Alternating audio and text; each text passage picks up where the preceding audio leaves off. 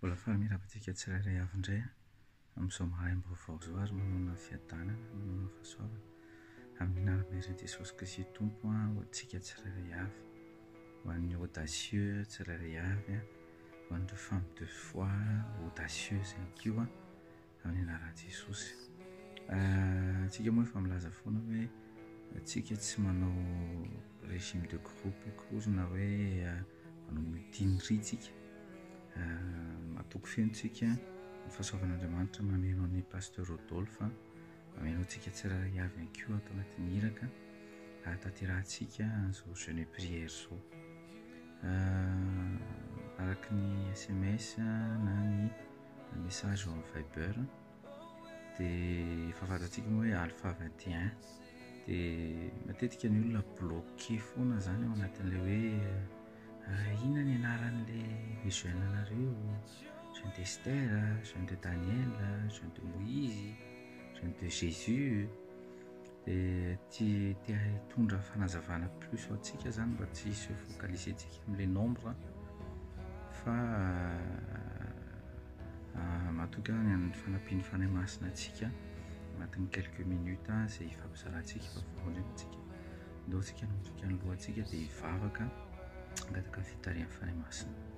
Ilay sarobidy avy amin'i Jesosy Kristy Tompo misaotra anao indray izay amin'izao maraim-baovao izao deuxième jour de jeûne izay iarahanay aminao, tarihanao tarihan'ny fanahinao masina, iarahanay aminao, iarahanay lalana miaraka aminao. Fantatra efa tsy diso lalana intsony izay satria miaraka amin'ny tompony tompo ary ny mpanjakany mpanjaka ilay fanahy masina tao aminao ihany Jesosy mbola mantahanay aty anatinay. Ny fahasamihafany jeûne tamin'ny Ancien Testament sy ny aty amin'ny Nouveau Testament tokoa ampianaronay tanteraka mba hahafahanay mijoir ilay fiarahana aminao, ilay fiainam-baovao aminao ary héritage ao aminao ihany koa. Raha eo misaotra anao ny amin'ny fahabelabelarany, misaotra anao ny amin'ny fanahy masina, misaotra anao ny amin'ny fitiavana, ny hery izay mitombaka aty anatinay ankehitriny amin'ireo lehilahy sy vehivavy izay miara-dalana aminao, fenoanao fanahy masina amin'ny anaran'i Jesosy. Amen. Matetika ny olona rehefa vao nahazo lesona momba ny jeûne voalohany indrindra dia bien sûr se focaliser tsara ilay se focaliser hoe Esther nanao dia nahazo vokatra, Daniel nanao nahazo vokatra, Mosesy nanao dia nahazo vokatra. Fa tiako marihana amintsika fa Andriamanitra tsy nitaky andro fa ity zany tsy nitaky andro hoe Esther mivady anao 3 andro dia hamaly anao izy koa tsy niteny tamin'ny Mosesy hoe mivady anao 7 andro dia hamaly anao tsy niteny tamin'ny Daniel izy fa conviction intérieure-n'ilay olona bien sûr tarihan'ny fanahy masina fa conviction ilay olona izany hoe mifandraika amin'ilay volonté-n'ilay olona no nanaovan'ilay olona les jeûnes et prières. Ary ny jeûne tsy maintsy miaraka amin'ny prière foana isika satria amin'ny alalan'iny mitarihan'ny fanahy masina antsika. Amin'izay izao tsika amin'ny Mosesy ny antony jeûniavany sy nanaovany jeûne et prière moa izany pendant les 40 jours 40 nuits dia niazona ilay table de la loi. Andriamanitra ny teny fotsiny hoe miakara aty amiko dia omeko ilay tablette de la loi. Andriamanitra tsy niteny hoe 40 jours 40 nuits ianao ny aty miomana, mitondra sakafo, mitondra tsy nisainy mitondra nenina ary Mosesy tsy nieritreritra koa hijanona ela eo amin'ny fanantenan'Andriamanitra fa vita 40 jours 40 nuits dia azony amin'ny tablette de la loi. Ary hitantsika ao baiboly fa 2 fois 40 jours Mosesy nanao an'izay 40 jours izy nanao ilay voalohany dia avy eo amin'ny Exode 34 hitantsika fa nivadika tamin'Andriamanitra ny Israelita dia nipotehany Mosesy ilay izy dia averin'Andriamanitra indray natsoin'Andriamanitra indray hoe miakara indray aloha aty dia nanao 40 jours 40 nuits indray Mosesy dia nahazo an'ilay tsy copie moa izany fa nahazo an'ilay 2 tablettes de la loi nosoratan'Andriamanitra indray izay natao tao anaty arche io io le alliance tamin'ny androny ancien testament zany zany io alliance ifandraisan'ny tamin'ny Mosesy. Estera koa zao raha hitantsika mamaky ny boky ny Estera tsika manao ny étude ny boky ny Estera dia nanao jeûne et prière atelona izy. Zavatra mila fantatra sy mila haitsika za tsy miteny mihitsy hoe diso daholo ny jeûne natao hatramin'izay na eniza fa za mahatsapa be mihitsy hoe tia mifanahy masina antsika hifantoka bebe kokoa tia amin'ny nouvelle alliance. Ny ancienne alliance napetraka mifanahy masina sy natona noraketina boky mba hianarantsika ahafahantsika mijoira tanteraka mihitsy le nouvelle alliance izay nataon'Andriamanitra tamin'ny zanany natokana dia tamin'i Jesosy avy Nazareta. Raha mijery indray tsika ohatra zao ny jeûne ny Estera dia ny antom-pisian'i Estera mihitsy Mordecai no fa nahafantatra azy nanomboka izy voantso tao amin'ny lapan'ny Asuerosy dia efa hita sady le lalana amoahan'Andriamanitra any Israely tao ny taranak'Israely. Be da be no mety afaka mitory amin'io hoe fampahitana fitia ho an'ny Estera ilay satria lasa vady amin'ny mpanjaka izy toerana tsara zany fa ozy izy Mordecai zay rehefa nahazo ny alalana ny amono sy andringana ny taranak'Israely amana tamin'ny alalan'ny Ruse azony ny soan'ny mpanjaka dia namoaka décret izy amono sy andringana ny Israelita naizanaiza toerana misy azy. Dia voafantatry Mordecai zany zavatra zany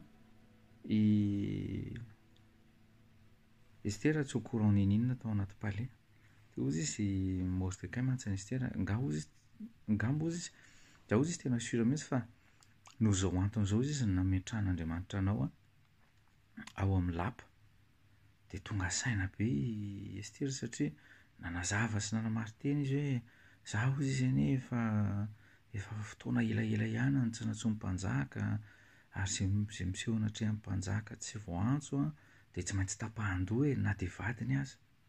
Ary izay ny lalàn'ny Persa sy tamin'izany andro zany dia natahotra raiky tahotra ihany Estera kanefa no le teny Mordecai hoe rehefa tsy hanaiky fitaovana am-pelantan'Andriamanitra ianao ozy izy dia Andriamanitra tsy kely lalana fa tsy maintsy voavitra Israely. Dia tonga saina Estera hoe tena marina zany.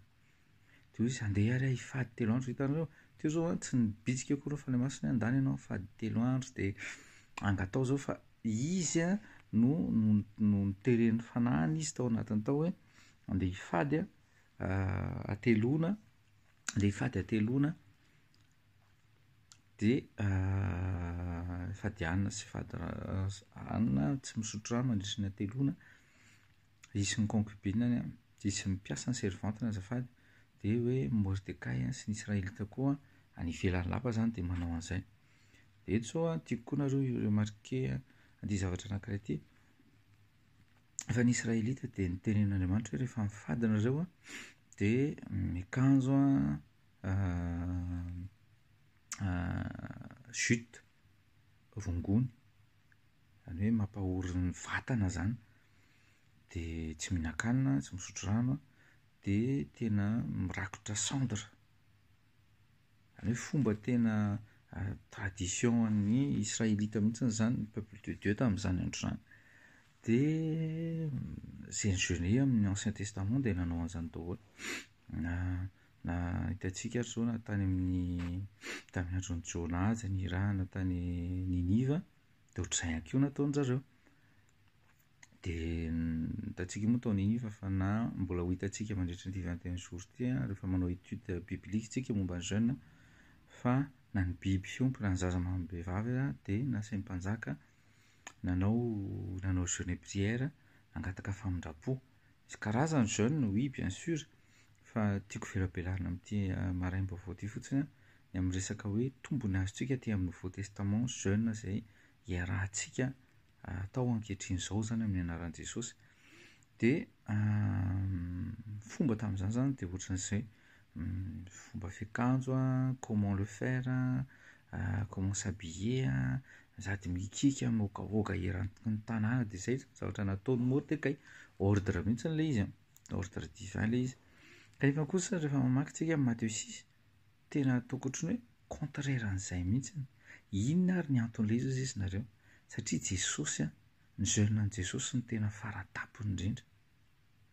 Tsy hoe tsy mila manao jeune intsony tsika fa ny jeune an' Jesosy tena lakile araka n'ilay SMS nalefa ao amin'ny Viber sy ny amin'ny SMS azontsika.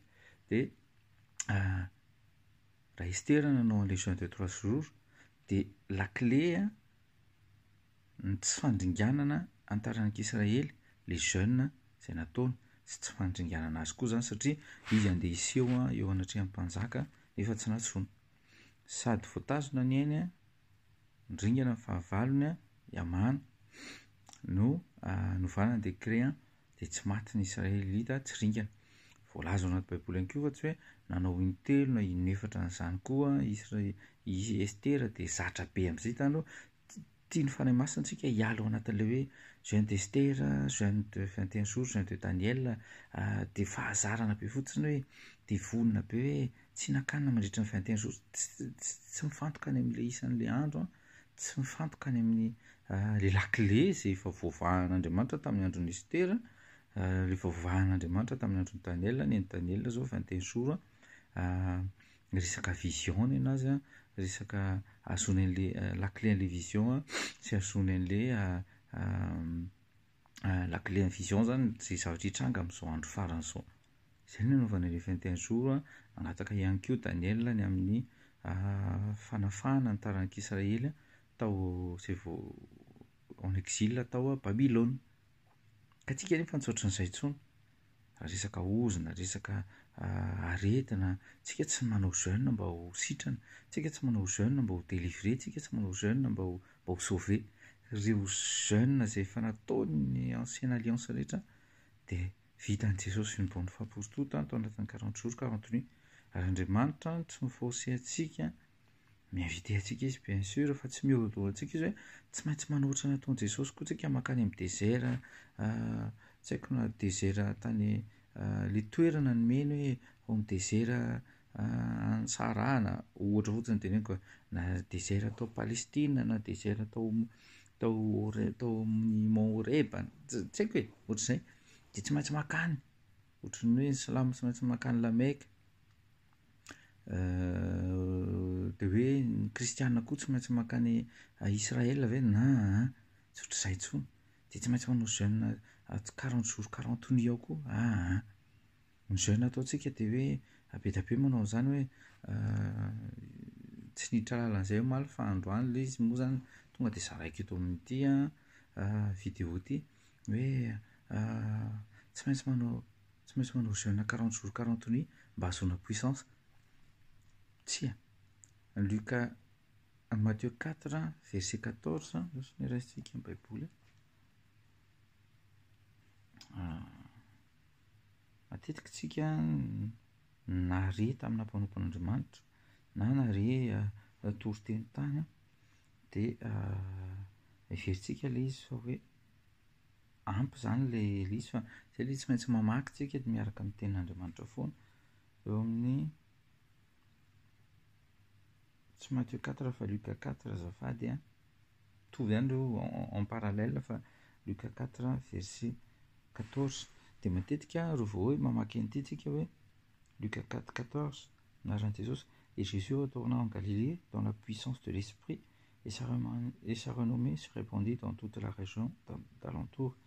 Ary Jesosy miverina tamin'ny heron'ny fanahy tany nakany Galilea dia ny ely tamin'ny tany rehetra manodidina ny lazany dia veritsika foana. Ary izay foana mihitsy moa nitoriana taloha hoe no le fehan'ilay jeune et prière 40 jours 40 nuits dia no le fandreseny izay no nahatonga azy niverina tany Galilea sy tany Jerosalema hoe nahazony an'ilay hery sy ny fahafenoan'ny fanahy.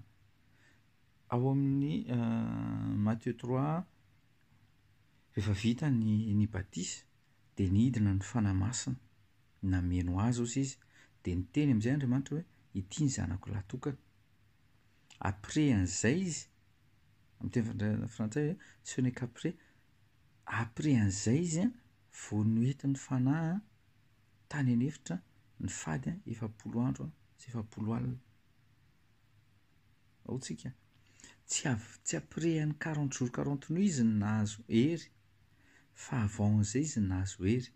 Acte 1 verset 8 dia ahazo hery ianareo amin'ny fidinan'ny fanahy masina. Rehefa midina amin'ny fanahy masina amin'ny olona anankiray a, tadidio tsara fa Jesosy a dia fils de l'homme izy, fils de Dieu izy, fils de l'homme, moitié homme izy, 50% homme, 50% Dieu.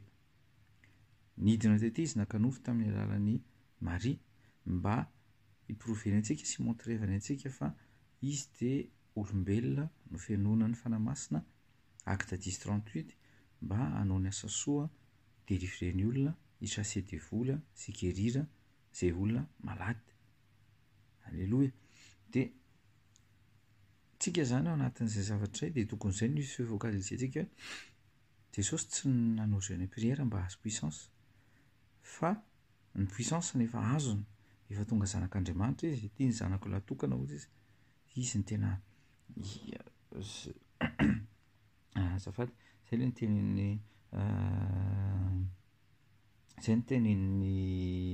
tenenin'Andriamanitra tao amin'ny Matthieu 3:17, voici une voix du ciel, celui-ci est mon fils bien-aimé en qui je suis comblé. Amin'ny teny gasy izy dia hoe inzao nisy fiovany an-danitra, ity ny zanako malalaka izay sitrako. Mila tonga zanak'Andriamanitra ianao, feno ny fanahy masina ianao, izay ianao vao miditra jeûne prière. Tsy mitovy mihitsy ny fidirana anatin'ny jeûne prière. Izany akory tsy midika fa ireo izay mbola tsy manana ny batisa, tsy nandray ny batisa amin'ny fanahy masina, ireo izay mbola tsy mifenona amin'ny fanahy masina, izay afaka angatahanao izao, omeny ianao zany a, dia miditra amin'ny jeûne prière amin'izay. Rehefa niditra ny jeûne prière Jesosy a dia ho hitidiantsika ihany koa ilay 3 tentations izay racine mihitsiny ny tentation zany, racine ny mal, racine ny fahafatesana izay higanian'ny Satana an'izao monde izao. Dia izay no afatra ny fanahy masina amintsika amin'ity androany ity sy mandritra n'ity jeûne ity ihany koa, ny amin'ny hoe mila mifantoka tsika fa efa ao anatintsika ilay hery. Averiko, efa atao anatintsika ilay hery tsika nouveau testamentaire, la capacité, la nature, l'Esprit Saint, la vie de Dieu est en nous, en vous et moi. Dia izay capacité izay no ahafahantsika miditra ao anatin'izao jeûne prière izao, satria ozy izy tsika omaly hoe raha ny antso azy tsika nambotraka nisy tsy nahare koa tsika dia ny hoe mifandaniantsika fotoana ho an'ity nofo ity, asaina mipetraka anaty trano tsara, mitondra fiara tsara, mihinan-kanina tsara, mila na ny akanjo na ny volo mila tapahana, mila karakaraina, mila au petit soin foana zany 24 heures sur 24. Izay nytianyity nofo ity. Ary ny amina koa dia mila fokisana ohatran'izany, fokisana divertissement, mila mianatra fanotanjona dia ho an'ilay nofo foana, ilay convoitise de la chair foana, hiditra amin'izay moa tsika manaraka. Ary ahoana ny esprit antsika? Dia ao anatin'ny jeûne prière tsika sady mishumilie tsika, tsy à la façon de Mordecai sy ry Mosesy hoe tsy maintsy miakanjo en jute dia rongony dia miorokorona anatin'ny cendre, misasoara anaty cendre dia mikikikeran'ny tanàna. Afa-tsika midy any amin'ny polisy, midy any amin'ny violon any amin'ny commissariat de police daholo ny kristianina ankehitriny raha ohatra ka izany ny atao.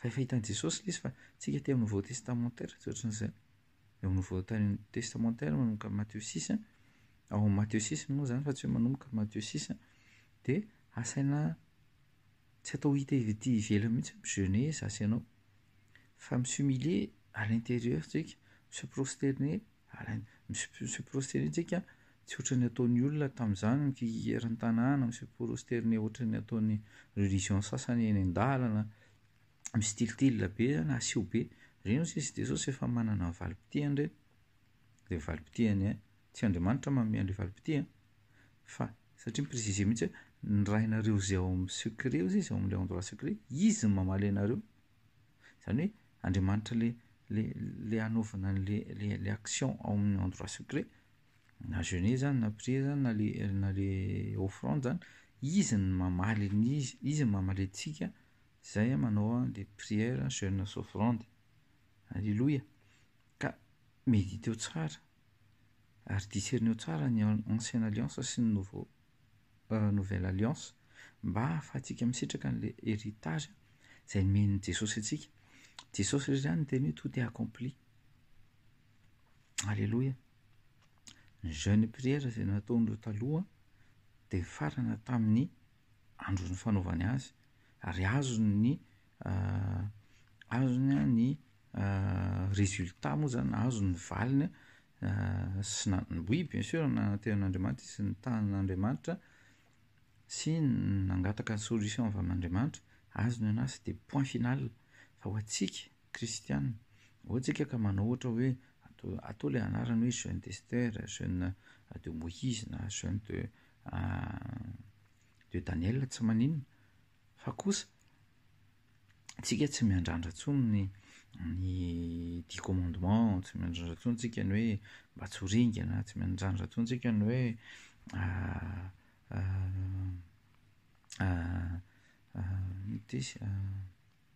valina vision fa ny antsika focaliser antsika ankehitriny ny amin'ny jeûne an' Jesosy. Alléluia.